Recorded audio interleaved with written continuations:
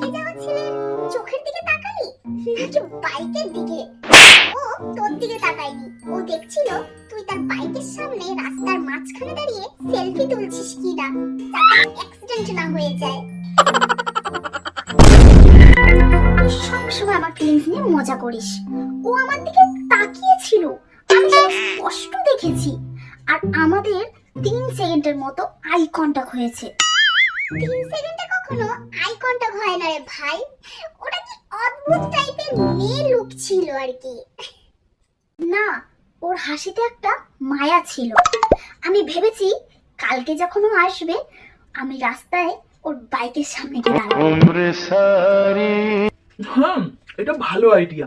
বাইকের সামনে দাঁড়ালে ওর যদি বাইকের ব্রেক ফেল হয়ে যায় আর তোকে যদি ধাক্কা দেয়, তাহলে ও তোকে হসপিটালে নিয়ে যাবে। আর হসপিটাল মানেই রোম্যান্স, মুভিতে দেখেছি।